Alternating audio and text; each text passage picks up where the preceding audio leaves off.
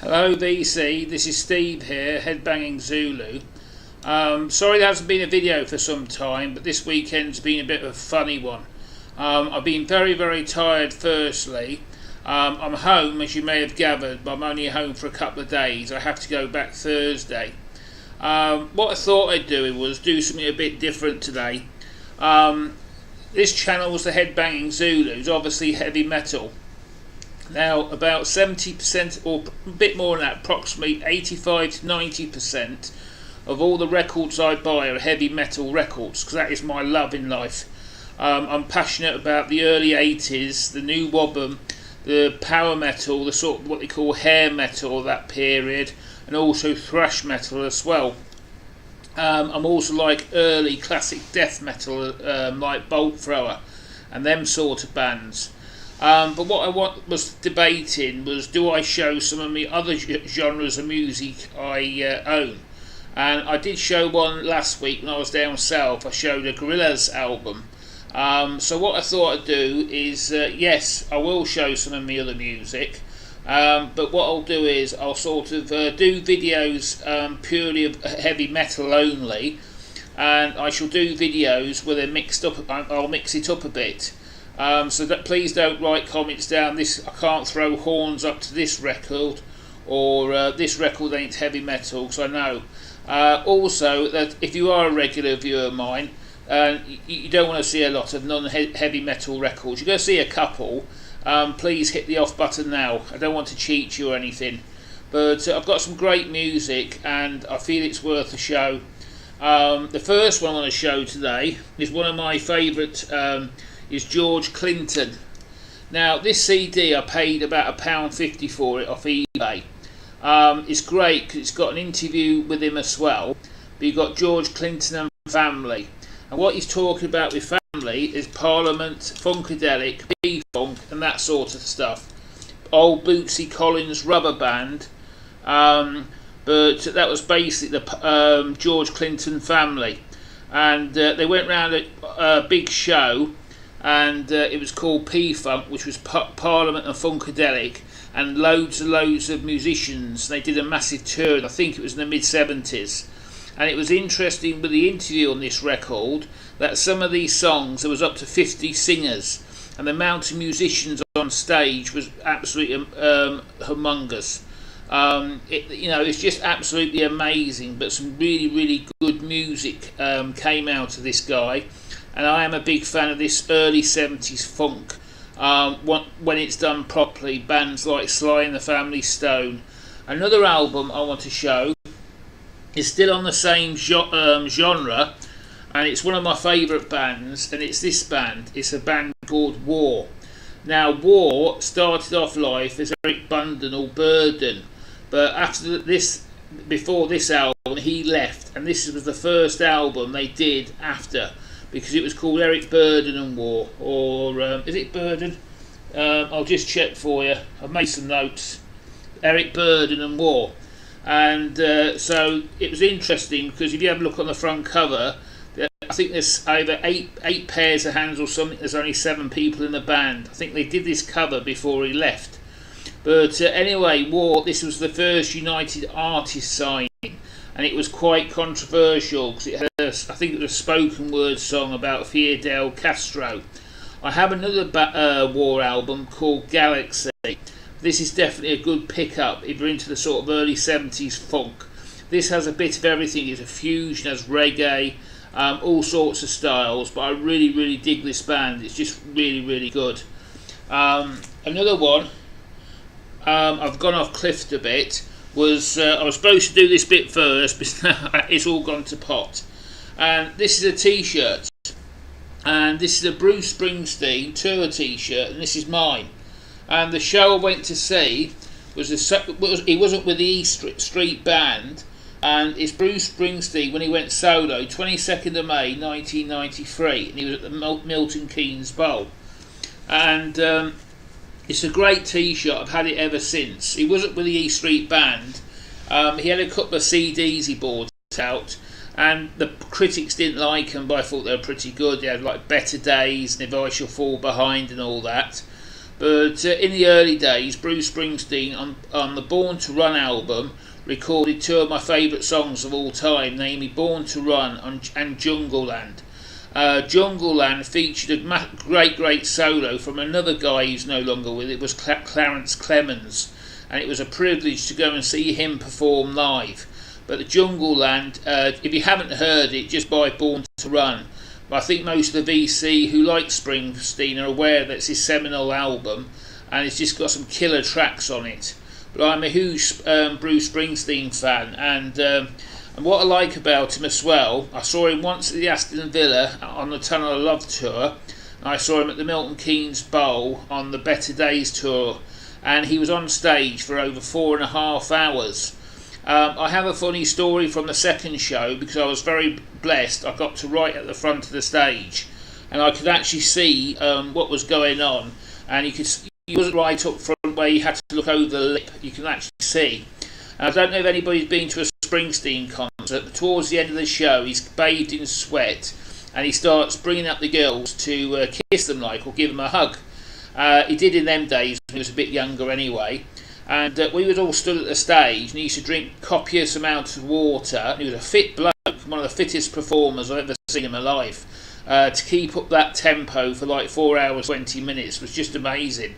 And he used to take mouthfuls of water, and one of the mouthfuls of cold water he spat out, but unfortunately the wind must have took it and it hit me directly in the face. And it was so funny. Springsteen he was singing, we sort of made eye contact. He was banging out this song, and it was just one of the funniest moments of my life. You know what I mean? To be spat at by Bruce Springsteen. I don't think many people can lay claim to that, but it was just one of the most amazing days of my life. Now, the reason why I'm telling you all this, there is a reason behind the madness, is I picked up this album, and this is a 12-inch, and this is one of my third favourite songs by Springsteen. It's called War. Now, War was written by Edwin Starr, and on that show they duetted. Now, I believe Edwin Starr, and he's deceased as well now. I believe he moved to the UK and he lived in the UK, but the duet was just out of this world. And this has got a huge poster in, and it's got a couple of tracks on Merry Christmas Baby and An Instant on 57th Street. It's just a cracking album. It's taken from the band live, and I've got the box set from 1975 to 1985. It's just a brilliant track, and judging by what the boss looked like, that was Born in the USA. I might be wrong. That looks like Born in the USA vintage. But yeah, it's just a fantastic song and a great album. And as I say, this video's all gone higgledy-piggledy today, because I'm talking about stuff I wanted to start the video with. It's just gone nuts like me, really, so we both have something in common today. Another band I want to talk about is this band. This is a new Wobham band called Saracen. This band was formed in Matlock in Derbyshire, and this is their 1981 record, Heroes, Saints and Fools. Now, the reason why I'm holding this one up was John Bitbot Boom's last video was absolutely brilliant. He's looking at new Wobham compilation albums, and when he was talking, I suddenly realised I owned this album.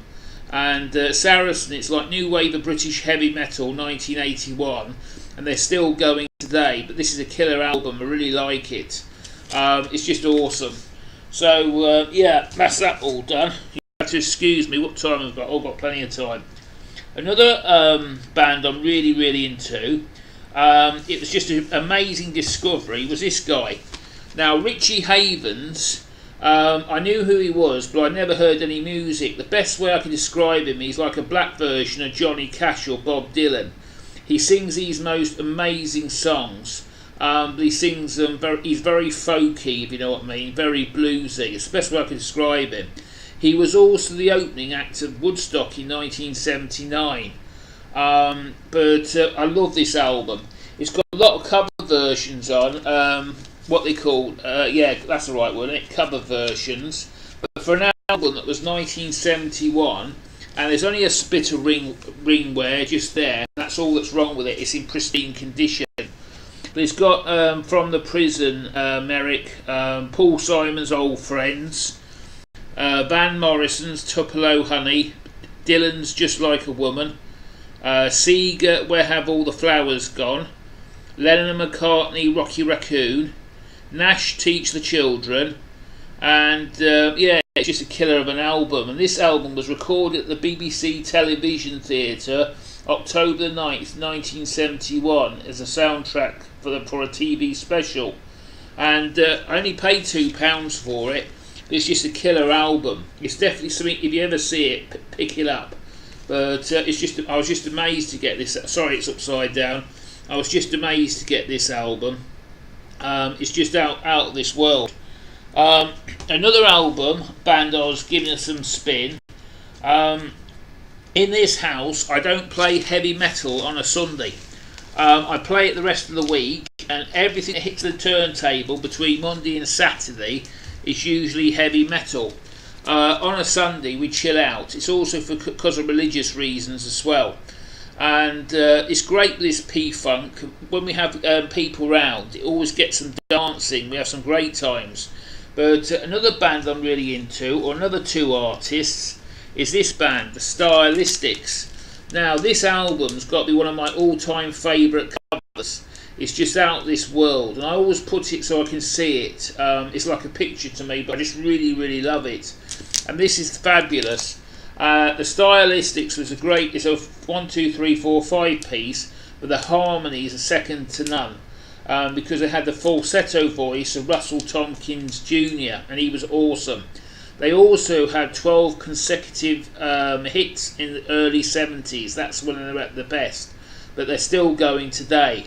But it's definitely another band, if you're into sort of R&B, soul, funk and that era, check out. They're just out this world. And I've also got another album of theirs as well. And it's this one. I was giving this one a spin yesterday. And again, the harmonies, the vocal arrangements, just out of this world. It's just an amazing album. Now, it brings me to my last offering today. Was a guy called, I'm just checking, I think it's my last offering today. Yes, it is. It's Billy Preston. Now, Billy Preston, you may or not know, was a session musician. He played on all the Beatles, the Stones, Little Richard, Sam Cooke and Ray Charles, but mostly with the Beatles and the Stones. I think he was the only artist that was accredited on a Beatles album. I might be wrong, but when the Stones were touring very early on, probably in the early 70s, he was their pianist. Now, if you read Keith Richards' book, autobiography, you know the afro he had was a wig, because he never had an afro. That's what Keith Richards says anyway. I absolutely love Billy Preston. The reason why with these records is they're very bluesy, and he does a lot of gospel as well. I'm not going into it because he was basically he was a Christian, but I think he was gay and he had a conflict or something. But he's just a phenomenal pianist. He does all sorts of music. It's very sort of blues oriented. He did a lot of the funk music and the stuff like that. But I love the albums because he does a lot of the gospel and sort of the bluesier stuff as well. It's just out of this world. If you haven't discovered Billy Preston, I urge you do so. I've got this album as well called A Whole New Thing. Again, it's just another brilliant album by his. Absolutely fantastic stuff. And what else have I got? I've got Billy Preston, The Kids and Me. This is another great album he's done as well. Again, John the Baptist. You get some gospel on it, you get some R&B, you get a bit of everything really, a bit of funk, a bit of soul, and it's just out of this world stuff. I got number 4 as well. I thought that was all I had. So yeah, I've got this album as well. This is another Billy Preston album, and there you can see the afro that Keith Richards says was a wig, and but sadly he's no longer with us. It's the same as Richie Havers. He died not recently, a few years back as well. But I hope this video, it might be a bit different to what I normally do, and if you've enjoyed it, please feel free to sub. I will do them regular interviews. I just think it breaks up the thing a bit, and as I said, I did have a bit of a conflict of interest. I've thought about it all the weekend, But this is just scratch. What you've seen so far is just scratching the surface of what I actually own. I've still got a lot of good stuff here, and I want to show it all. So if I do show occasional sort of funky records or soul or R&B or bit of Motown with the heavy metal and rock, you'll understand. I want to do a shout out to Rock Scout. Congratulations on your 50 subs, mate. Unfortunately, I can't do your competition. I just haven't got the time to go through all the records. I had to go back Wednesday, and I've got friends and other family sort of stuff to do. But congratulations on your 50 subs, buddy. And yeah, that's all I've got to say today. I hope you enjoy this video. As I say, please subscribe, and thank you to all my subscribers as well. This is Steve, the Headbanging Zulu. Peace out. Take care. Bye.